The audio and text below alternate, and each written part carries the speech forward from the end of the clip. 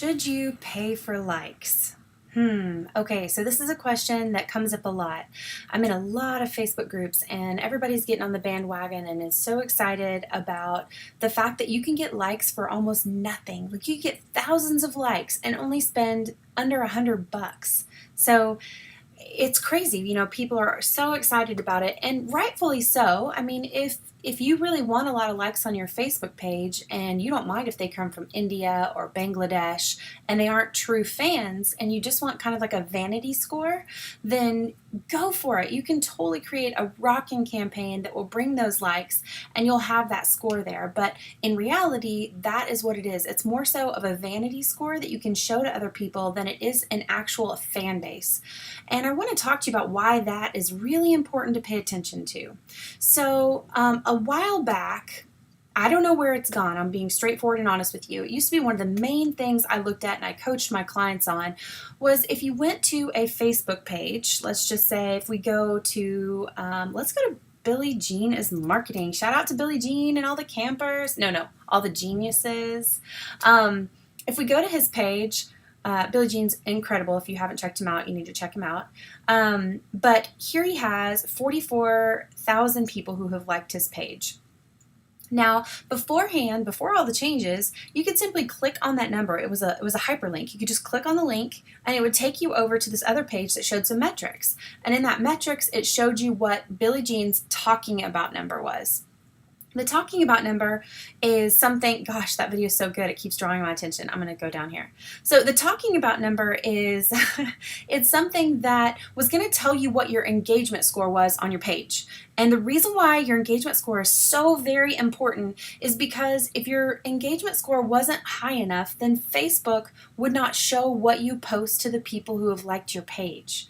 So let me just back up for a second. So whenever we go on Facebook, right, there are a gazillion and one things that Facebook could choose to put into our news feed. So it had to figure out a way to decide what earns the right to be in someone's news feed. There are tons of pages that I've liked, lots of groups I'm in. So basically Facebook says, okay, so we're only going to show Stephanie the things that are of good quality. So if we look through here and check out what is actually in my news feed. I'm totally flying by the seat of my pants here. I'm going to see if I see anything from a page. That's a group. That's a sponsored post. Anything from a page. So this is a good example, actually. So that's another sponsored post. Am I seeing anything from an actual page in my news feed right now? Oh my gosh. I'm really not seeing much of my news feed at all from any pages. So that's actually a very good point. Look, that's sponsored too. Wow. So rough stuff, right? Wow. So am I seeing anything from any pages that I have liked thus far? No, I'm not. And so that's really interesting. Actually, I'm going to do some more studying on that. But the point, no. Struggle Meals. Okay, Struggle Meals. That's a page. They made it into my newsfeed. That's because I love them. I love their stuff. Their stuff is amazing. You got to check it out. So anyway, the point is that Facebook has to figure out how in the world is it going to choose what's going to go in my newsfeed, right? I read a statistic somewhere that said that there are over 2,000 possibilities that could go in your newsfeed in just one visit for Facebook to choose from. And that was an old metric, so I'm sure it's gone up since then. So Facebook has to determine, how do we know that this Facebook page is creating quality content that its fans really love? They created an engagement score. A long time ago, it was just like very rudimentary. Then it went to something called EdgeRank, and then it's developed way beyond that. I don't even think they have a name for it. And now they're not even allowing us to actually see the metric anymore. It used to be called your talking about number. And your talking about number, depending on what percentage that talking about number was of the amount of likes you had, that determined how engaged your people were with your content that you were creating. And the higher that was, the better off you'd be. So whenever you actually post something, the people who've liked your page would actually see it. And that's important, right? We want to grow our Facebook pages so that people and our true fans can hear from us. That's one of the main reasons. Of course, we want to be able to run ads. That's important too. But what about that organic stuff? For those of you who run an agency and you've got some local businesses under your wing, there's no reason for you to fill up their page unless they want a vanity score with thousands of empty likes. Those empty likes are actually going to do them a discredit in the long run, because those people in India and Bangladesh will not engage with their content, which will lower the overall engagement score of their page. And whenever that happens, they're going to post something and it's just going to be crickets, and they'll have thousands of likes. And then they'll look at you and go, why isn't anybody responding out of all these thousands of likes? Unless they're aware it's a vanity score. And hey, I've got nothing wrong with vanity scores. I have a couple clients and they're like, I really don't care, Stephanie. I'm just going to do paid ads anyway. I don't care about growing my page organically. I just want to have at least 3,000 likes, or I want to have 10,000 likes. So I'm like, okay, let's do a vanity score campaign. Let's get those likes up, right? For cheap. And there's totally a time and place for that. But I want to make sure that everybody kind of understands that you can do your client way more damage by doing a likes campaign if in the end they want to be able to communicate with people that are right in front of them organically without having to put ad spend behind it.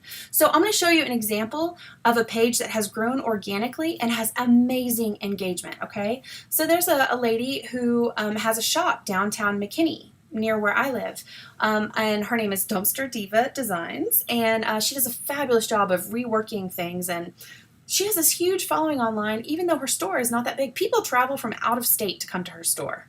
And if you look at her likes, look, she has over 244,000 people who have liked it.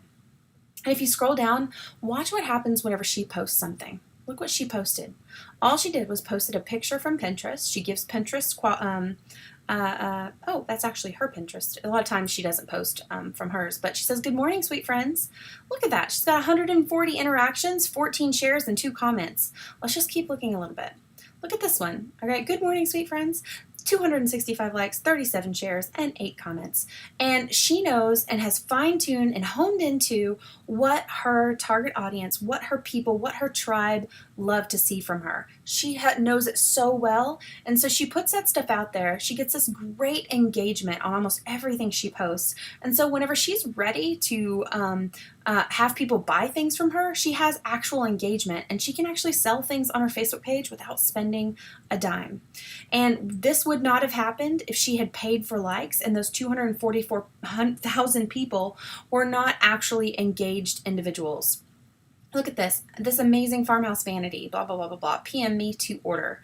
340 interactions, 17 shares, and however many comments, over 21 comments. So this is just an example of the power of what can happen if you do grow your client's page or your page without paying for likes. But this is a long-term game. This is not something that happens overnight. It takes a long time to establish yourself like this. But hey, it can be definitely worth it, right? It's definitely something that you want to consider for yourself as well as for your clients. And hey, like I said, nothing against the vanity score. That's awesome. There's a place and there's a time for it. Just make sure that's what your client wants in the long game, so that they don't find themselves sitting there with crickets unless they put ad spend behind things. So I hope this is helpful for you and helps you determine if you should run a likes campaign or not. Hey, if this has been helpful, don't forget to subscribe. Good Lord knows I need it.